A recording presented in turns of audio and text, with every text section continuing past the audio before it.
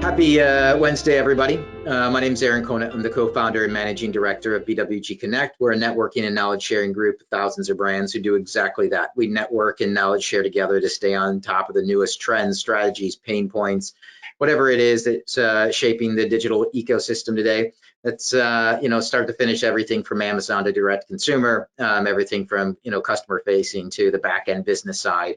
Everything seems to be touched over the past 16 months and rapidly changing. And so, a couple of notes here. I talk with 30 plus organizations a week to stay on top of the newest trends. It's during those conversations that when the same topics come up over and over again, we host an event like this. It's how we get the topics for our events, but it's also how we find the best in class partners out there that are helping the most brands in the network solve their issues. So a couple housekeeping items before we kick off this conversation. The first one is, hey, we're starting 3 to 4 minutes after kind of the planned start time. And that's just to give everybody a chance to dial in from their last meeting. And we want to have that courtesy on the back end as well. So just so everybody knows, about 2:25, 2:26 Eastern time, we're going to be wrapping up this conversation as a whole. Give you plenty of time to get on to your next meeting without being late.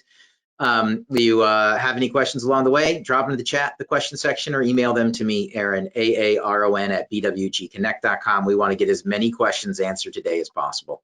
And so that I'm going to kind of kick off, the conversation, as I noted, talking with 30 plus organizations a week, a lot of, conversation around top of funnel, iOS 14.5 updates, driving, traffic into the funnel, getting them to the website.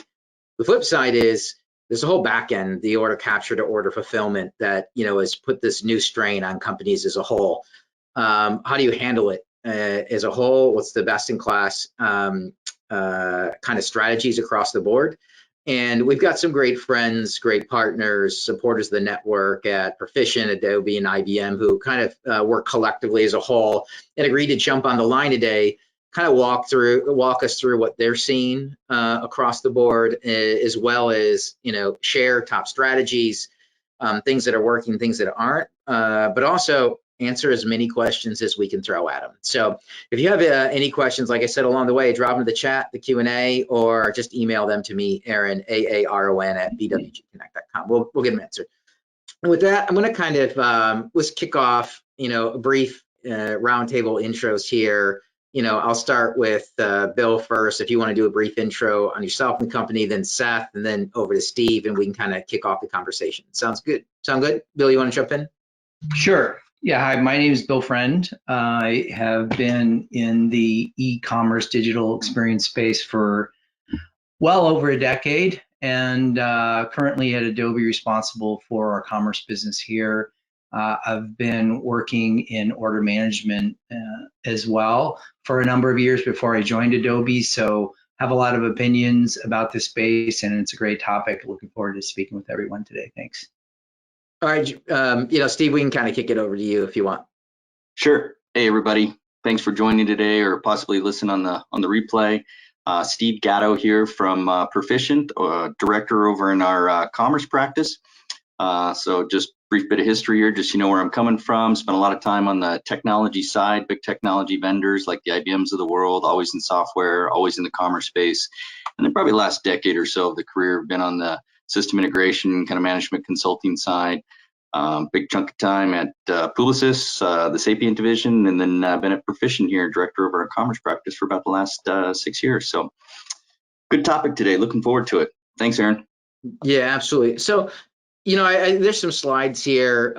We can kind of probably kick it off here, as a whole. If you want to kind of walk through and set the tone for what you guys are seeing as a whole. And then, this can kind of feed into the overall conversation. And just a reminder, drop in questions along the way. And then, Seth, I can see if you want to jump in, brief intro on yourself would be awesome. Yeah, sorry for the bad connection on my part. So this is Seth Lytle. I've been at IBM for about 7 years. Been working with technology partnerships and background in integration architecture and solutioning and bringing the best products together. Just grown up into building partnerships and eventually strategic partnerships across a gamut of companies, from small size entrepreneurial startups that are seeing a lot of growth to many of the large companies such as Adobe. And so I'm delighted to be here. I'm representing the partnership from the technology connecting both our order management system together with Adobe Commerce, and I've been working closely with some of the folks at Adobe, such as Bill, and I'm happy to be here as part of this call today. Thanks. Awesome. All righty, cool. Yeah, so yeah, thanks for jumping in there. And then, Steve, you want to kind of kick us off here with the slides? Okay. Yeah, maybe just some brief context here as we get going. Again, Steve from Perficient, and if you're curious to what this graphic is on the screen, I think we'll use this for just a touch of context. And so what it is together with BWG's leadership, thanks to Aaron, you and your team, you did a research-based study for us.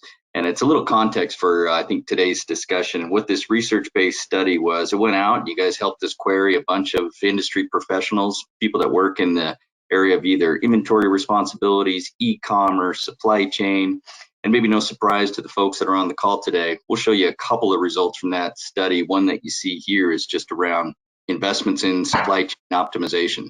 And this was largely focused on, how are you adjusting, how are you modernizing to just meet customers' expectations around your supply chain, mainly how are you fulfilling against demand. And it's just a quick perspective around where did your investments sit in this space pre-pandemic, what are you doing today, and where are you looking for the future? Maybe no surprise to those professionals that are on the phone with us today in that it's a hot area. And we use this term here sometimes within Perficient that talks about this space of supply chain, talks about, omnichannel fulfillment. It's gone from those dark, stuff that was managed in those dark corners of the warehouse now to, the executive table. It's just become more and more important to, to the overall customer experience. And so I think when we'll show you a couple more, results of this study today, but I think it's just when we saw, Adobe's announcement and their strategic partnership here with certainly IBM and the IBM Sterling Order Management offering, it was a really exciting time for us within Perficient. We're just big partners in both of those technology suites. And so we saw a natural opportunity here to not just continue what we were doing with each one of those technologies, but also the opportunity that it played, not just for customers, both people that sell directly to consumers in retail, but also those that operate B2B models, to bring these technologies together to really just, again, provide better customer experience around omnichannel fulfillment. So that's a little bit of context for us to get going here. I know, Bill, you guys played a big role in this, certainly within Adobe, on just some of this strategy positioning going forward in the market. I know we talked earlier, you had some thoughts maybe you want to share at this point. Sure. I mean, it's interesting across our account base as we're talking to certain customers, and it's interesting from a perspective of the different industries who are impacted by COVID, where the demand on their supply chain and the interest in their products, it's really just exploded in a way they couldn't forecast. And so that's really had a huge impact, as you've said, on their supply chain, and not only just in terms of inventory levels, but the level of experience that people are used to getting in terms of visibility and where their order is and how soon they should expect it, or visibility on the site in terms of inventory, things like that. And so it really makes a big difference, what they have in place today. And especially for places that it's not just ordering online, but they have stores involved that may be closed due to COVID. So really supporting the inventory locked in the supply chain, the ability to leverage that to fulfill orders as well. So a lot of different things here that are really impacting and driving adoption and interest in this area in particular. So, and it's not just in retail or B2C, we're seeing it more on the B2B side as well. So interesting topic across the board. Yeah, really quick, if I jump in here, from an e-commerce, platform standpoint, because I mean, that's been a huge focus that I've been having from brands across the board. What are, we can keep it with Bill, but I also, kick it over to Steve and Seth as well. What are businesses looking for in an e-commerce platform, that are different from, I would say, hey, 5 years ago, but now I'm saying, hey, even different than 2 years ago. I mean, this little chart here pretty much says it all. Right? Like it doesn't just say, hey, it's a focus, but with new people jumping in and it being more of a focus, there's new demands that are out there. So, what are kind of businesses looking for an e-commerce platform that are different from 2 years ago? Yeah, so this is Bill. From my perspective, and if you're in the e-commerce space at all, there's a lot of discussion around API first, microservices, various things like that. And I think people are really looking for a way to leverage new technology without necessarily have to spend a tremendous amount of money looking at integration scenarios and things that are more of a legacy architecture issue. So, having platforms that can very easily connect to new leading edge technologies through API methodologies and things like that is really what people want to do. I mean, the adoption cycle and the interest, the dichotomy there is like, yeah, there's a lot of interest. How fast will these be adopted? That's always the tricky part to forecast. But it is, the idea of headless and things like that, it's in almost every conversation. Steve, I'd love to hear your thoughts there as well. Yeah, Bill, well said. If there's anything I think back to, I think those on the call, I think we probably, even those attending, we probably all worked in this space for a chunk of time in our careers. And I think back to the recent past, just the 5 years-ish. Bill, I love some of the terms you were throwing out. I mean, things that come to mind for me are just that whole genesis around headless content in commerce, whether it was structured stuff that would, how am I managing my assortment and catalog, to unstructured, content management systems with commerce, showing the right content to the right person at the right time. The continue merging, personalization technologies across, paid, owned, earned media into just e-commerce scenarios. The microservices you hit on is perfect. I think these deployment models over the last, 5 years or so, specifically cloud, have become more and more paramount. And then even people just disseminating their, catalogs out into third-party marketplaces and stuff, and how am I going to manage that? So that's all the stuff that's gone on. And boy, when I think about today, just the stuff that's just different, just flat out different, is just, again, this continued, I think, growth around artificial intelligence, machine learning into commerce scenarios. You see a lot of that around customer care, a lot of that around just marketing, merchandising. But I think also you see that being injected into these supply chain scenarios. And so now we see things around, product availability and just that transparency around products when they're available, and then all the different ways that, customers, and I don't care if you're a consumer in a retail scenario or if you're a business buyer, right? You're buying something on behalf of, the company you work for, typically under some kind of contract with a bunch of SLAs, like all the different ways you want to get fulfillment on that. And so here I'm talking about the buy online, pick it up someplace, ship it from a number of different new fulfillment centers or nodes. And this stuff is Aaron, what you talked about at the beginning of the call, man. That's this complexity, this behind the scenes, and those days of that, that perfect order. They're tough to achieve these days. So that's where I see this growing role of supply chain, man. You never seen it so often just covered in the media these days, whether it's analyst groups or even mainstream media. Every day you see this stuff in headlines these days. So that's where I really see some of this difference between, 5 years ago relative to today. So it's just a fun time to kind of be in the supply chain optimization space. And I know that, Seth and the IBM team certainly have been doing a lot of investment in this area also. So it's exciting to see all this stuff come together. Yeah, I'd love to hear, Seth, from your standpoint of what you guys are doing, especially in AI and in all the stuff that's going on. But it's now more important than I think anybody thought it was going to be 2 years ago. All this, traffic and driving to the site, and, whether it's a retailer or it's your own direct consumer site, it is the actual order and actually getting the product, right? Number one, do you have it in your, do you have it at the right warehouse? Do you have it at the right fulfillment center?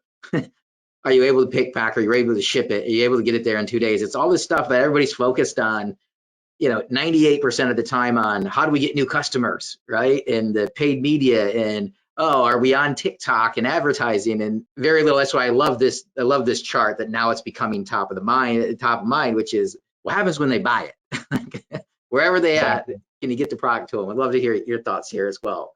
You just touched on something that was, really important, was just that 2-day expectation, right? We have many clients that are actually achieving a 2-hour expectation in some cases. And it's pretty amazing how there's a competition over not only that quick time to be able to obtain what you're trying to purchase, but also having the visibility and the real-time nature of where those products are. And what's really happened in the last 2 years under this situation, this pandemic, is that supply chain's been disrupted, right? So it's so important that companies are modernizing into, we said microservices, we said APIs first. It's about the technology that underpins these experiences. It's so important that companies are leveraging the best technologies so that they can actually deliver that kind of visibility and innovate different experiences across different channels. So omni-channel has been a big buzz, phrase for years now. In the last 5 years, especially, it's been increasing. It's all the different channels at which a customer is going to be interacting with your brand. And so even if you can't, and you need to be able to innovate when you can't deliver on supply, it's essential that you have SKU level accurate information about every single store, what variant you have of a product you're trying to sell, what you have back in the warehouse if you're going to be shipping it, whether it's an online experience, an offline experience. You need to have that visibility to be able to not only stay with the crowd, but differentiate. Because if you can't deliver a product because of supply chain issue, you want to be able to have alternates. And if not alternates, you want to be able to have the best handheld white glove experience for those customers so that they have the confidence that they want to stick with the brand that they love, even if it's going to cause them a little bit of extra pain to wait. And I think we've all been experiencing some of that pain in regards to not being able to get the products that we want. So it is about blending the online, the offline, and all the different variants in which you're communicating out your messages and having those touch points with customers. No, I agree. I mean, if I kick it over to Steve real quick on the omni-channel thing, because I'm going to blend in a couple of things. I think that's what you're saying about inventory coming in. Right now, on the flip side, when we talk about omni-channel, it used to be, everybody treating every channel separately, and now they're all blended, right? I've got a certain amount of inventory that I need to allocate, but I also need to, in the marketplace side, update inventory really real time to know where I have inventory and where I don't. When's the new stuff coming in? I mean, omni-channel is different than it was even 18 months ago, right? Or it implies a lot more now. I'd love, Steve, to hear your thoughts there, and then, also we can kick it over to Bill, from the Adobe side as well. Yeah, I'll jump in here, Aaron, and I know that team's probably got some interesting perspectives on this also. And I did flip the slide for those that are watching the webinar here, just to give you a couple more insights from the study again that Aaron, you and your team helped us with at BWG Strategy. So what you see here, guys, is just a quick perspective. Another one of those takeaways from the study. It's probably no surprise. It's a theme for today's webinar. If you look at the left-hand side, what this graph is actually depicting is we're talking about, supply chain optimization. We're talking about optimizing fulfillment.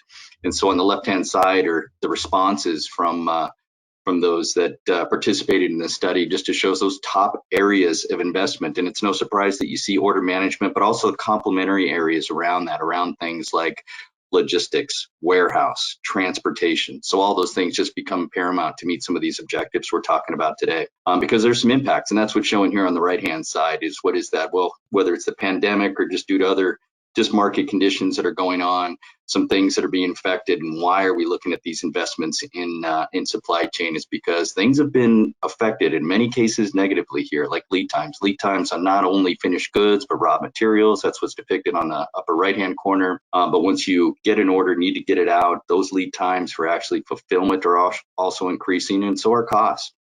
So, again, that's just a quick perspective there on from the research-based study. But Aaron, just some final comments before I throw it back over to the team. Is you're right around this omni-channel fulfillment in a retail sense, man. It's just these expectations from consumers continue to grow, as we all know, and so you're seeing things now like, how can I get that global? If I'm a seller, how can I get that global view of inventory? When I think about executing now on an order that somebody's placing, boy, I need to optimize that. You see this growing trend in retail to use stores as fulfillment centers or these nodes. And while that seems pretty straightforward, it's tough. it's tough, not just from a technology perspective, because now I got to have those accurate views of inventories, but now I got to enable people in the store, associates that were really never planning on being pick, pack, ship, and fulfillment associates. I mean, they're there as sales personnel, as kind of brand ambassadors. And so, yes, the technology enables this, and IBM certainly has got some of the leading stuff in the market that does this today, but there's also that change, that personnel change. And so that's why we see a lot of like change management also needed for a lot of these omni-channel fulfillment scenarios. So that's been really fun. The last point here real quick is just around the stuff I know we've been talking about. It isn't relegated to just these consumer or B2C models. Again, we see a lot of this in B2B. Bill, I know you talked about this at the beginning also, and companies that operate some kind of a B2B model, boy, they've got similar needs around just needing to get that global view of inventory, but they're really moving from this reliance on their enterprise architectures, things that they really relied on ERP systems to do in the past, to get some more flexibility there. And that's where order management can really play an interesting role around not just in inventory, but order execution, so to help these manufacturers, the distributors, again, manage things like capacity, so they can segment their customers, again, based on more prioritized customers. You can allocate inventory accordingly for demand that's actually coming in. It's really helping them just to improve on their SLAs overall. So again, on this omni-channel fulfillment, it's an exciting time. It can be a challenging time, but I know the teams on the call here has got some other good thoughts to share. Yeah, I'd like to kick it over to Bill from the standpoint of, when you guys are jumping in, how are you deciding between the need to have and nice to have? What does that look like in this omni-channel piece? And then, the other thing I want to jump to, so I'd love to hear, from Bill and Seth on both of this, but then I want to jump into that order management piece, because it's the only one on this chart doesn't have any red, and just 3 or 4 different questions on that as we kind of dig a little deeper. But flipping back just really quick on the e-commerce side, like what are the need to haves versus nice to haves that you're seeing? As people are trying to figure out what do they do, right? The IT tech stack is, the requests are so, the line is now so long, right? What's needed and what's right, nice. right. Well, I've been in this space for a long time, and I, when you start talking about features of e-commerce platforms, I feel like it's a difficult way to kind of navigate your way through the landscape, because many times certain platforms may all have the same feature set, and it's really the ability of those platforms to support prioritized use cases by the buyers, for example. So sometimes, and we talked about this earlier, their ability to deliver flexibility, the ability to adapt to the different use cases without spending a lot of money and a lot of time, for example, the ability to support B2B and B2C on the same platform. So I bristle a little bit at just, the laundry list of features. So I think it's more the kind of topics I just mentioned that I think the more sophisticated buyers are looking at. And, and then you kind of get back to, again, microservices, API, the ability to support API first, to integrate these different systems and so on. So that's my thoughts there. I did have a couple comments back to some stuff that was discussed earlier in thinking about order management in particular and order orchestration. And there's an aspect of this for Adobe is when you start thinking about the digital experience and tying this together with your question, how does the order management platform and the understanding of an order and what needs to happen to support that, how can that affect the digital experience on the front end? I think there's a lot of use cases that aren't really doing more than just showing you on a product detail page, is there inventory or not, right? So I think there's some really interesting use cases that, again, forward-looking, that aren't really being delivered today in terms of understanding a path where somebody's gone to purchase and the inventory is not available and they abandon cart, or there's an understanding of interest and you can actually promote an offer to somebody based on their location and the availability of inventory. So I guess the point I'd leave you with there is I think there's a lot of capability to drive improved experience on the front end by leveraging knowledge of shopper location or browser location where the person is and what inventory is available and that they likely have interest in, and either promoting content that's related to that or offers and things like that. So I think there's a lot of opportunity for commerce platforms to leverage inventory availability by location to drive a better customer experience. So I think that's an interesting trend that I'd like to see more around as it relates to the kind of topics we're talking about today and the kind of technology that would support that. Awesome, love it. So if we jump to this, this chart that's up right here, I mean, we did a deep dive with, hundreds of executives as a whole. A quick comment that comes in, and just a quick reminder that there's comments or questions you want to address, drop into the question section, and you can always just drop them to the chat, or you can email them to me, Aaron, AARON at BWGConnect.com. It's interesting, so comment that comes in, it's interesting that sustainability doesn't come up in the top priorities. And maybe it's just a supply chain modernization. I don't know if you guys had any thought on that whatsoever. What do you mean by saying sustainability?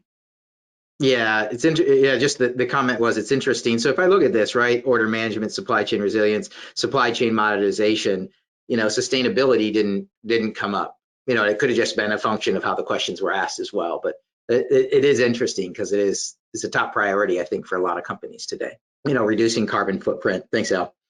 I think it's really important. I mean, I know, like we all know, this is something that's very important globally, right? Many of the leaders in many companies, such as ones represented here, are making it an important part of our strategic initiatives and investing in those things significantly. I think it's a little indicative of the fact that we're in a tough time right now, last 12 months, and looking forward to the next 12 months. I think that companies are, having that as a priority, but right now it's about their bottom line and making sure that they have the ability to deliver on the absolute business necessities to their clients. And what you see here at the top is about making sure your supply chain is solid. If you don't have a rock solid ability to deliver on your promises and provide differentiating experiences, then you're not going to have a business. So I think it's just a matter of, it's almost like the needs to have versus the nice to haves, and we're all moving in the direction of better visibility, better understanding of what is your carbon footprint, how can we do better to reduce emissions, how can we preserve this wonderful world. But I think that's a little indicative of kind of where we are in the current state of the pandemic. Awesome. I do want to jump in, just a couple questions come in on the order management side. It's the only one that's not red. It is a huge focus right now. So your opinion, maybe I'll start with Steve. What are businesses doing to digitize their sales order processes, and what's driving those changes?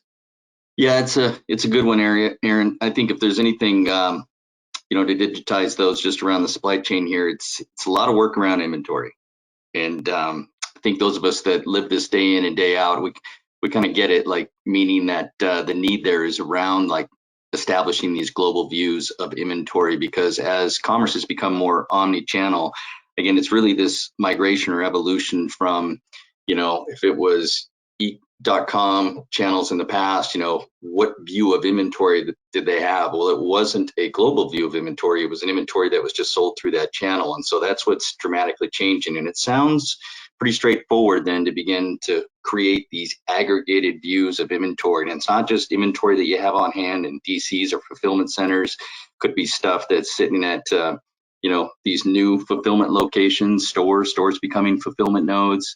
It could be inventory that's sitting out at a third party logistics vendor, or even inventory that you're, in these drop ship models that you're selling that you would never have on hand. So when you think about inventory, there's a lot of different scenarios. And so that's why you need these enterprise technologies from someone like an IBM of the world with the IBM Sterling offering. That's why this partnership is so exciting, because when I think about these, everything we're talking about today, these, that you need advanced technologies to be able to help companies provide that aggregated view of inventory. And once you can do that, then you can get into all these orchestration scenarios that we've been talking about, all the omni-channel fulfillment stuff. And in retail, we're all familiar with those, but again, we keep reinforcing here, there's also an opportunity with people that operate some variation of a B2B model. So manufacturers that are now going direct, distributors that are looking to, again, modernize their architectures for all the reasons that we talked about before. So again, that's why I see, this partnership from Adobe, arguably, one of the best commerce and just overall experience portfolios in the world. You combine that with, again, IBM's continued investment here in the supply chain space and everything they continue to do around, again, not just the Sterling technologies, but some of the things around that they've created in their supply chain portfolio. It's just like bringing two of the best together. And so, Aaron, we see a lot of opportunity here to use these just to help companies, differentiate in the marketplace. Yeah, Seth, if I kind of kick it over to you and kind of pose the same question, or Bill, if you want to jump in. Yeah, I was just going to say, I mean, the putting a little bit of extra emphasis there, if you think about what are people doing, it's like integrating all the different sources of information where inventory changes is not a small task. So there may be situations where people are exposing inventory from one channel. So as was discussed earlier, what they're looking to do is really, for example, they may have not had the ability to update inventory more than on a daily basis from a store. And so what they're looking to do is more real time, integrate with more systems that house inventory, and really also look at processes where returns are coming in and all these different types of things to really, from the retailer side, to really get as much of a accurate view of inventory to get that sale. And it gets pretty tricky. I mean, you have certain industries where, there's a lot of inventory and it's distributed across a lot of locations. That's one level of complexity. Another one where, you might have stores only have 2 or 3 of an item, and you just don't know unless you have an ability to synchronize inventory on a regular basis, let's call it live, you'll miss the sale. So again, I think in the effort to get as much of a real-time view across all inventory locations and present that view as part of a buying process is what people are doing. And that's I'll just jump in. That's so important across both the B2C experience, both the retail experience where this is so essential, but also in the B2B space. And, having siloed different experiences, whether it be from the front end and the customer facing or from the back end and servicing those customers or fulfilling those customers, it has to be, to address those problems, you have to have a strategic approach that's looking at a platform that can be flexible and use and support this. And we have a public reference, Parker Hannafin, who has over 100 divisions, and they wrestled with that experience. This is a manufacturer of motion controls, and globally, right? And they came to us and they wanted to create a seamless experience so that there would be one Parker, one way in which a customer would interact, both from the commerce perspective and from the order management fulfillment perspective, to make sure there was optimization. Right? And I know earlier there was a question I failed to answer it around AI. It's so important to look at when you have volume, when you have large fulfillment tasks and objectives and demand that you need to deliver upon. It's important to have a system that can progressively work with the best products that can progressively provide more intelligence around how you're fulfilling, how you're making determinations on split shipments or on which carriers you're going with, on what is their delivery times, on what is the cost of using one store versus another, what is the velocity of a store's ability, and the folks that working there be able to pick and pack and ship, right? And integrations into warehouse management are essential, right? So there are some key pieces, and that slide that's up just kind of represents some of those real key pieces that are being tied together and the commerce system is your front. It's your brand experience, and so that's why we think it's so important that bringing together, of course, our order management system that's been the market leading, paired with Adobe, same, right, is such a winning combination. I mean, you're talking, Interesting in that case, we kind of migrated to the B2B. Oh, jump in, Bill. Go ahead. Yeah, I was going to say, an interesting thing about this space is that I think we can all, excuse me, relate to our experience in interacting with different brands, different websites, and comparing to Amazon, which is kind of a certain expectation standard. And there's various things that pop up in my mind in terms of that seem to be happening these days in terms of different type of carriers behind the scenes or intermediaries. And it's like, okay, FedEx is shipping this, but I've got another system that's giving me updates, and it's sort of obfuscated what the order status is. So the idea that I get a consistent view of where's my order and when I get it, I actually feel like it's getting worse in some ways because of this obfuscation. And I don't fully understand it. I don't know if any other folks on the call have seen that when they are shopping, but it's an area where I feel like I have such a high expectation. Anytime I check, I want to be able to know exactly where my order is and when I'm going to get it. And if I don't get it, what do I get to do? And I think there's some opportunity for improvement there as well as you kind of go down the left here of this diagram. I'm not sure if anybody else is seeing things like that, but I just felt like that was an interesting thing that I'm personally noticing when I buy online. Oh, so I'm with 4 kids, right? They all like shop online, right? Everything they want is online. Every birthday present, every Christmas present, everything they want for school. And then as soon as it's ordered, you're right. Where is it at? When's it shipping? It's like the replacement of "Are we there yet?" Right? And it's a constant need, I think, at this point in time, and an expectation that I'm going to be able to find out where anything's at. I'm going to, at any point in time, and when it's delivered, if I'm not at home. Yeah, I completely agree. It's a new expectation across the board. Well, and it seems like Amazon does such a good job. It's hard not having that expectation. So when you buy directly from a brand, I did this the other day, and everybody knows the brand. They're in Vancouver. They make women's athletic wear, and it took 10 days to get the product. And I didn't even know when it was fulfilled, like when was it actually on a vehicle to my house. So I feel like there's still a pretty big gap for certain brands that are big enough. You would think they would deliver a better experience. There's a lot of room for improvement. So back to the question of what are people doing? Hopefully they're looking at that, quite frankly. Yeah, it's interesting because kind of the connectivity you're bringing up, because there are tons of new service providers popping up.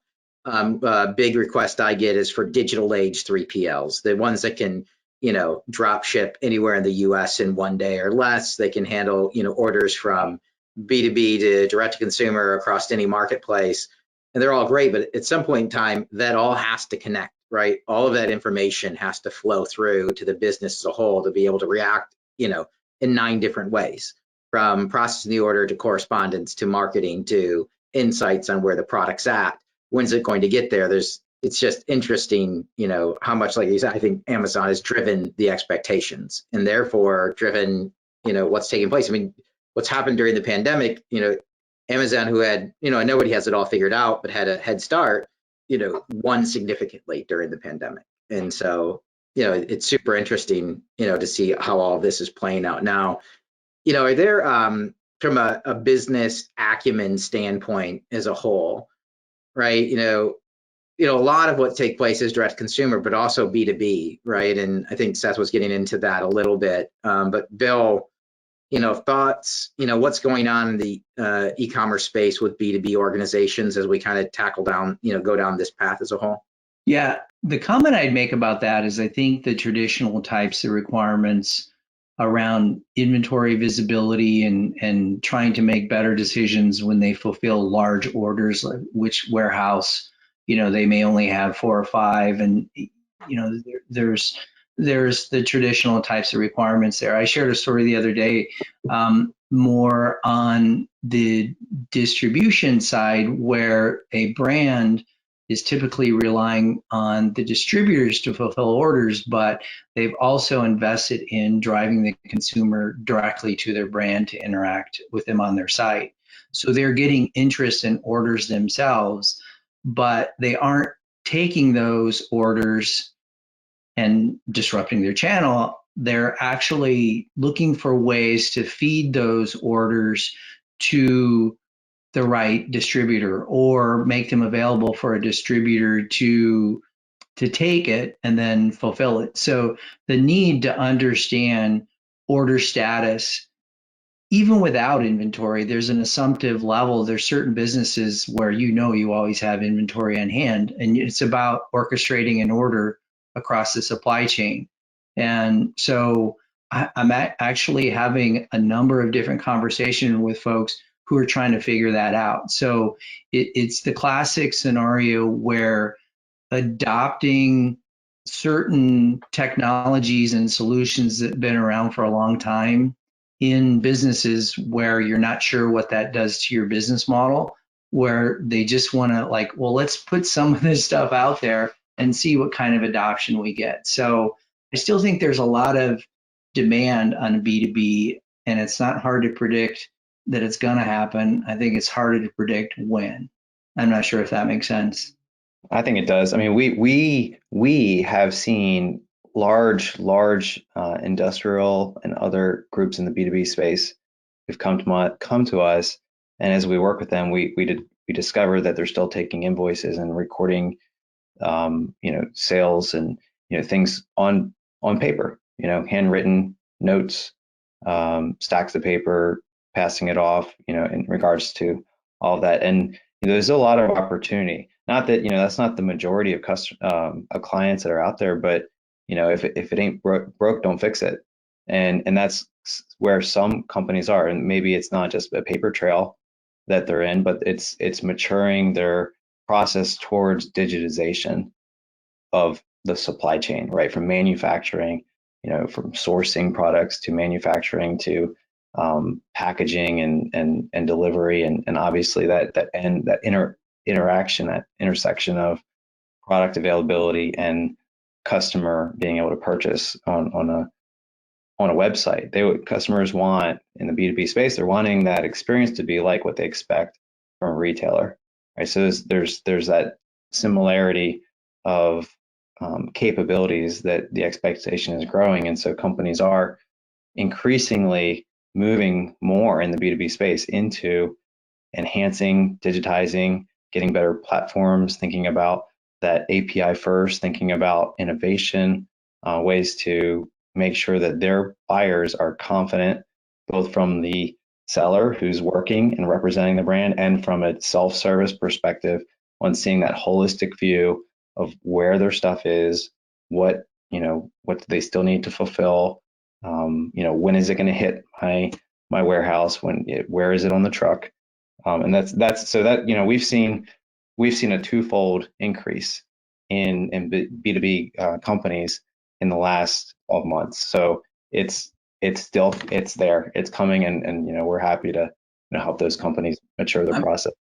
I'm curious that it seems like on the B2B side that there's just a really different dynamic where you're not processing necessarily large number of orders, but the orders are large themselves. So you have line items and different considerations. I'm curious if you would characterize those projects in a significantly different way, or is it pretty similar?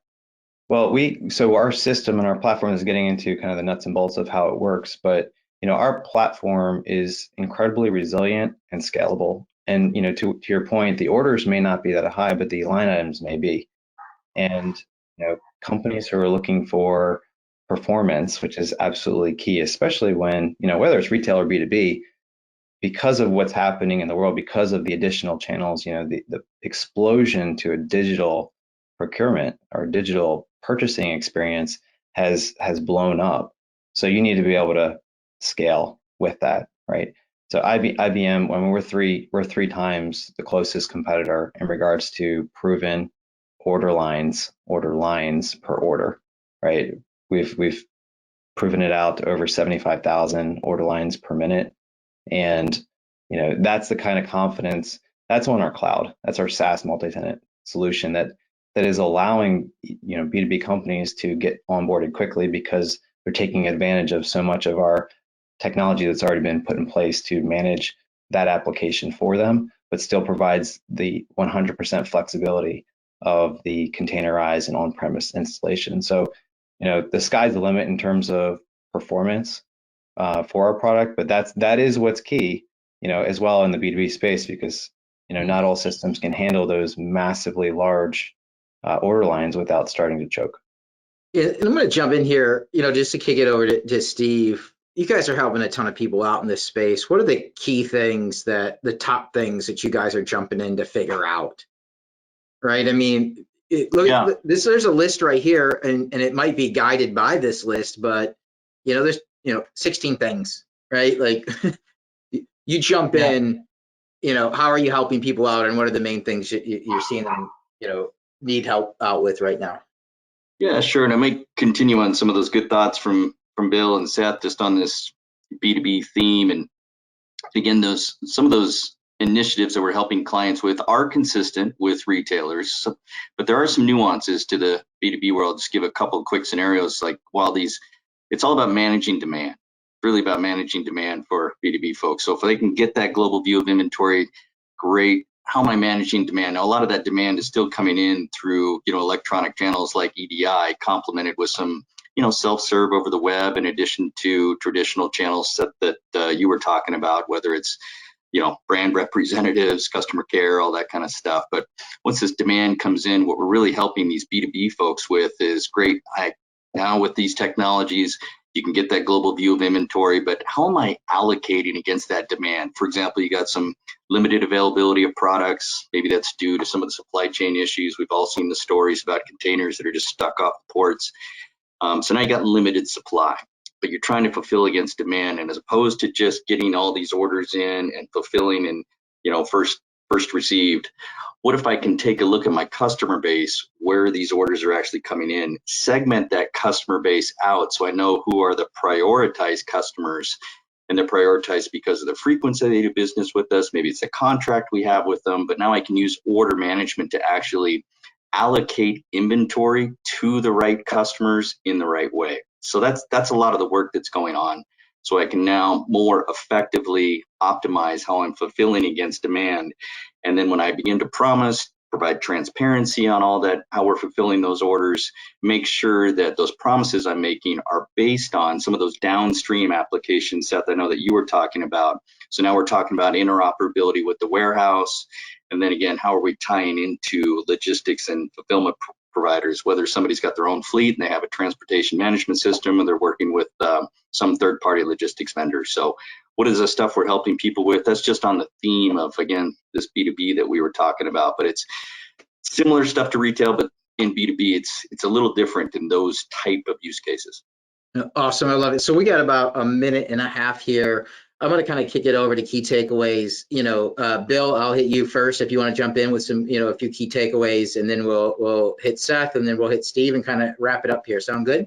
Sure. I think one of my big takeaways is I think that there's sort of two areas to think about this whole space. One is the people who have been doing or leveraging orders management for a while now, and really looking to Steve and team and other partners to leverage that to really optimize their business for profitability in terms of long tail or other things.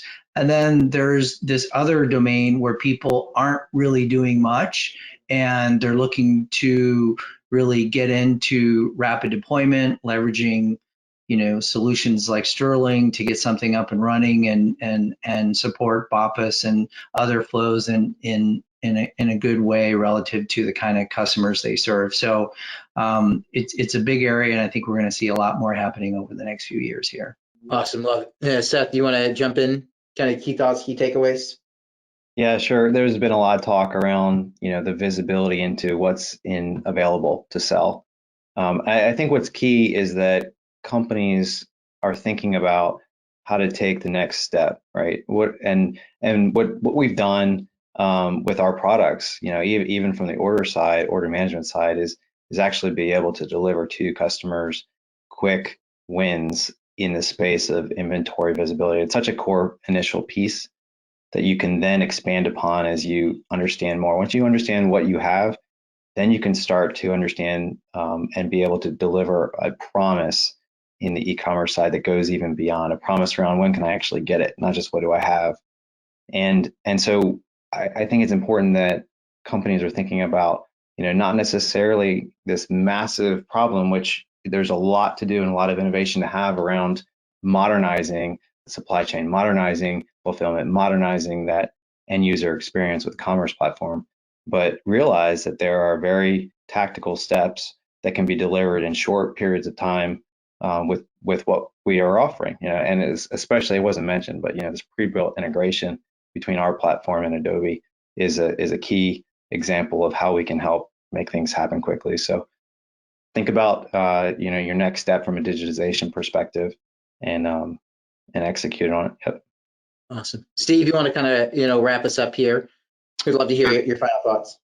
Yeah, final thought would just be around, from a system integrator perspective, Perficient, man, we rely on, technology partnerships just to enable our business. It's paramount. So for us, we take very methodical approach on, we can't be everyone's partner. So frankly, when I look back at history, just, incredibly proud on those partnerships we've had with Adobe for a long time, equally with IBM and IBM Sterling for a long time. So I think what you'll see from us is just continued and accelerated investment to take what, Seth, you just mentioned there, some of those pre-built integrations, and build on top of that. And because we know these technology suites so well, just provide additional accelerators just to help clients realize the value a little quicker, so improve on that ROI. So just really excited to see the announcement, and look forward to the future with it. Awesome. Well, fantastic conversation today, Bill, Seth, Steve. Thanks to all of you for being such great friends, partners, supporters of the network. Again, anybody needs any follow-up conversations on this, they're leaders in the space. They got a great partnership with us, but also with a lot of different organizations within the network as a whole. So I encourage anybody, if you get a chance, throw some time on the calendar and pick their brains. And with that, we're going to wrap it up. Hope everybody has a fantastic Wednesday, a great rest of the week. Everybody stay safe. Look forward to having you at a future event. Take care now. Thanks again, everybody. We'll be in touch.